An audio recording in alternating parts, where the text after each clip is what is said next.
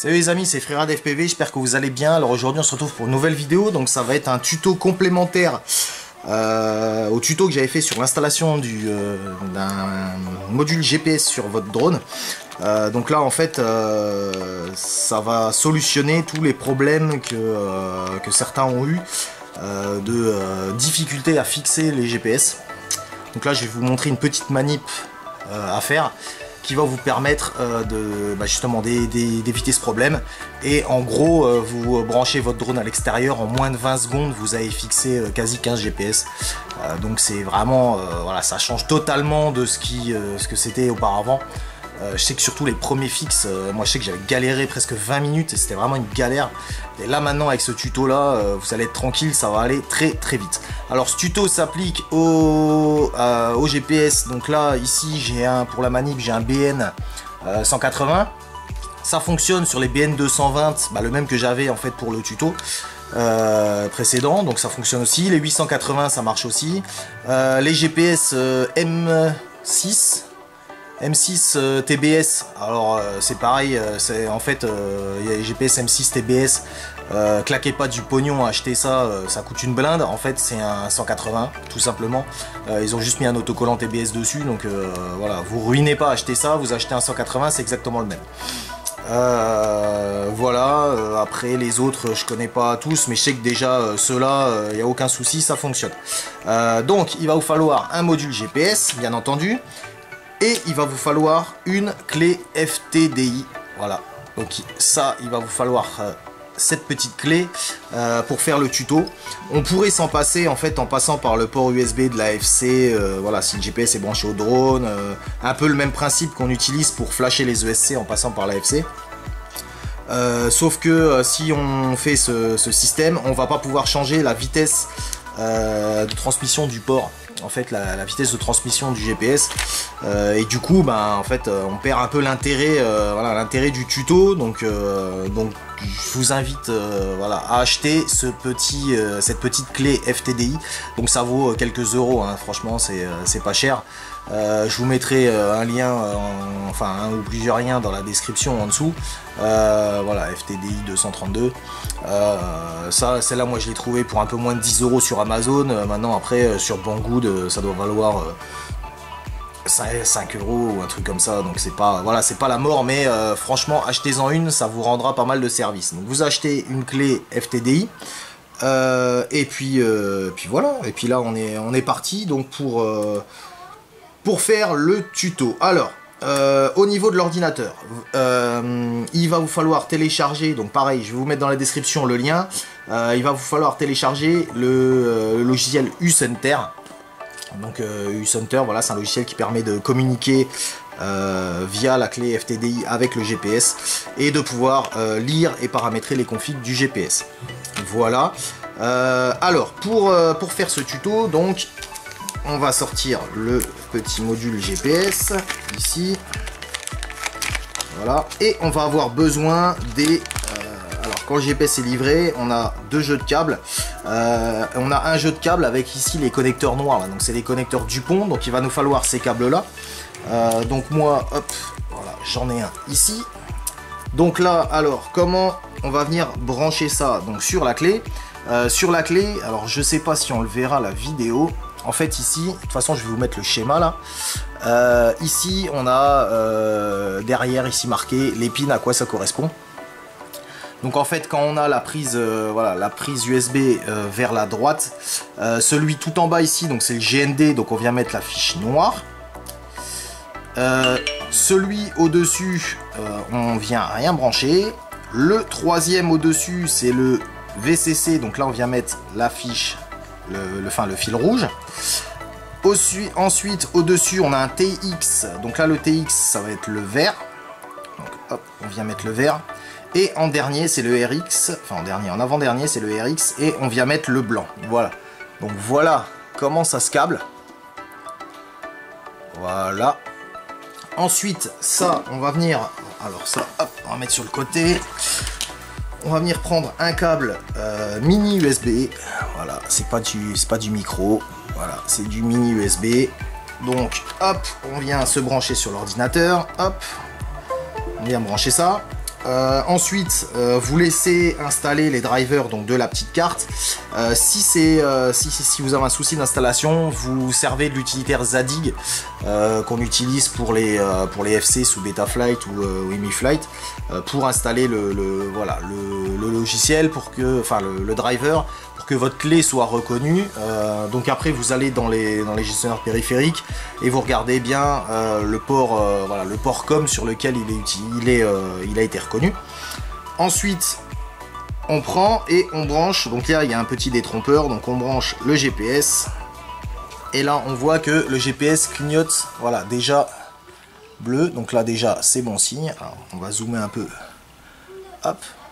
Voilà. Donc là, ça clignote bleu. Ensuite, au niveau de l'ordinateur. Ici, on a... Alors, il faut, comme je vous ai dit, télécharger le logiciel uCenter. Donc voilà, on se retrouve sur uCenter. Donc là, quand vous arrivez sur uCenter, ici, sur la gauche, vous avez un petit bouton Connect. Donc là, vous cliquez. Et en fait, si votre clé est bien reconnue, ici, vous allez avoir le port COM qui s'affiche. Donc là, moi, c'est le COM 12. Donc, si je clique dessus, ici, on voit un petit icône vert. Et ici en bas, on voit bien que, voilà, comme 12, ça clignote.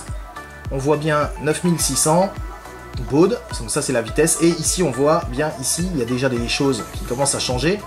Donc ça veut dire que le GPS communique bien avec l'ordinateur. Alors, si on veut un contrôle, ici, donc on va dans Receiver, on regarde le baud rate. Donc 9600, donc là c'est ce qui est marqué en dessous. Donc là 9600 baud, votre GPS de base il a 9600, hein. Il est à 9600, quand vous l'achetez, voilà, ça ne changera pas. Donc ça on va le changer par la suite. Ensuite on va ici aller dans View, et en fait ici il y a plusieurs choses. Il y a Packet Console, Binary Console, Text Console. Donc si vous voulez voir si votre GPS communique bien, vous faites Packet Console, et là on voit bien que le GPS, voilà, il essaye d'acquérir voilà, des satellites. Donc là, on voit bien que ça, que ça fonctionne. Donc ça descend au fur et à mesure. Voilà. Donc ça veut dire que votre GPS communique bien. Alors, pour rentrer dans la configuration du GPS, on va aller dans View. Et ici, on a Configuration View. Donc, on clique dessus. Et là, ici, on a tout un tas d'onglets, en fait, pour paramétrer plein de choses. Alors nous, on va pas se servir de tout, on va se servir que de quelques-uns. Alors, pour commencer, on va aller dans l'onglet Rates. Ici, donc là, dans Rate, ici, donc Time Source, non, attendez, hop, je me suis trompé, voilà, dans PRT, port, voilà. Donc on va dans l'onglet port. Ici, il faut bien vérifier que on est ici Target, donc UART 1. Ici, Protocol In, on va mettre ici 0, 1 plus 2, UBX, NMA, RT, CM2. Donc voilà, là on va passer, s'il veut bien, voilà, RTCM2. Le protocole out, ici, on va se mettre en UBX, NMEA. Et la vitesse ici, donc au lieu de 9600, on va la passer à 57600. On va pas aller au-dessus. Parce que si vous allez au-dessus, la puce risque de chauffer énormément et puis vous allez tout simplement griller votre GPS, donc ça sert à rien. Donc vous mettez 57600, voilà, le reste vous laissez comme c'est. Et là ici en bas vous avez le bouton Send. Alors il va falloir appuyer 2 fois dessus. Pourquoi 2 fois? Parce que là quand on appuie une fois, ça déverrouille le cadenas en fait pour écrire la valeur. Et quand on appuie une deuxième fois, là, la valeur est écrite dans le GPS. Pour sauvegarder ça, on va fermer ici. On met Yes. Et ici, là, on laisse tout comme c'est. Et là, on refait Send une fois, 2 fois. Donc on aurait pu le faire qu'une seule fois ici parce que le GPS était déjà ouvert. Faites-le 2 fois, comme ça au moins, vous êtes tranquille. Donc là, on a passé la vitesse du GPS à 57 600 baud. Alors, si jamais vous avez un souci de communication que votre GPS ne communique plus, vous aurez pu rentrer dans les paramètres. Ici, vous allez voir, ça va passer en rouge. Dans ce cas, il va falloir aller dans Receiver, ici, Baud Rate, et ici, vous passez en 57 600, et vous verrez, ici en bas, la vitesse va repasser en mode en mode, voilà, ça va repasser en vert et ça va être bon. Alors, il y a des GPS qui le font, il y a des GPS qui le font pas. Donc voilà, après ça dépend des GPS. Ensuite, donc on va dans Configuration View. Ici, donc on a fait l'onglet Port. Ici, PRT, donc on peut bien regarder, voilà, donc ça a bien sauvegardé nos données. Ensuite, on va aller dans l'onglet Rates, ici. Et en fait, ici, donc c'est la période de mesure, en fait, la période à laquelle il va acquérir les GPS. Donc là, d'origine, c'est 1000 millisecondes, donc on est à 1 Hz. Ce qu'on va faire, c'est qu'on va le descendre. Hop là, attendez. On va le descendre à 200 millisecondes, donc il va passer à 5 Hz. Donc ça va acquérir beaucoup plus, en gros 5 fois plus ça va acquérir 5 fois plus vite. Donc on va passer ça ici. Pareil, même procédure, on fait send une fois, ça ouvre le petit cadenas. Une deuxième fois, on sauvegarde. On a envoyé la commande, on ferme. Yes, et là on rappuie send, voilà, une fois, deux fois si vous voulez, comme ça, voilà. Là, la commande a bien été validée dans le GPS. Ensuite, on continue, on retourne dans View, Configuration View. Donc là maintenant, on a fait tout ce qui était les rates, les ports. Maintenant, on va aller dans ici l'onglet INF. Voilà, dans l'onglet INF ici, donc c'est la configuration des messages en fait du GPS. Ici, on regarde bien qu'on est en UBX0. Et là, en fait, il va falloir réactiver. Donc, voilà. Alors, non, pas all. On va activer les 3 premiers. 2, 3. Activer les 3 premiers sur. Voilà. On va activer Error, Warning et Notice sur le 0, le 1, le 3 et le 4. Donc on fait ça. On fait Send. Ici 2 fois. On ferme. Voilà. Là ici on se retrouve là. On refait Send 2 fois. Et on ferme. Ensuite ici on fait View. Configuration View. Et là ensuite de INF on va aller dans GNSS ici là. Et ici en fait on va s'assurer que tout ici sur la première ligne dans configure tout soit coché. Ici on va rajouter Galileo. Alors des fois il faut le faire plusieurs. Voilà. Celui-là ici. Ah non, celui-là on laisse. Celui-là on peut l'enlever. Donc on met ici la première ligne tout coché, enfin la première colonne tout coché. La deuxième colonne, vous cochez ici les 3 premières et la dernière. Alors au début il se peut que ici vous ayez rien dedans. C'est normal, c'est parce que il n'a pas encore acquéri de données. Mais vous inquiétez pas, vous cochez tout ce qui va bien ici. Ici vous cochez tout. Ici à la fin là vous cochez tout. Vous laissez le reste comme c'est. Donc là je vous dis normalement c'est 32, mais là si vous avez rien, et ici si vous avez rien non plus dans les colonnes, c'est pas grave. Donc vous cochez tout comme c'est là. Pareil, on fait send une fois, 2 fois. On quitte. On refait send 2 fois. Voilà, on peut fermer.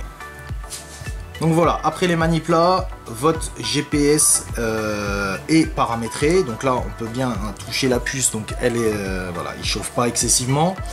On peut recontrôler donc dans voilà, les paquets de console ou les binary console que voilà, ça communique toujours bien. Donc là, il n'y a pas de souci.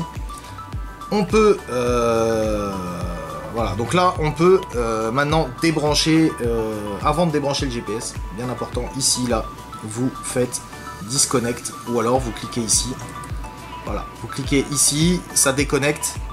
On voit ici la petite LED là, elle s'est éteinte, elle clignote plus, donc là déconnecté, et là ici on débranche, hop, le GPS, et voilà, et comme ça il n'y a pas de souci voilà, de communication ou de cramer quelque chose. Vous faites comme ça, c'est un peu comme les clés USB ou quoi, quand on veut les enlever de Windows, c'est un peu le même principe. Donc on fait cette petite procédure. Ensuite pour la config du GPS sous Betaflight. Je vous invite à consulter comme je vous ai dit en début de vidéo, donc je vous remets la petite fiche en haut, la vidéo précédente sur la config du GPS.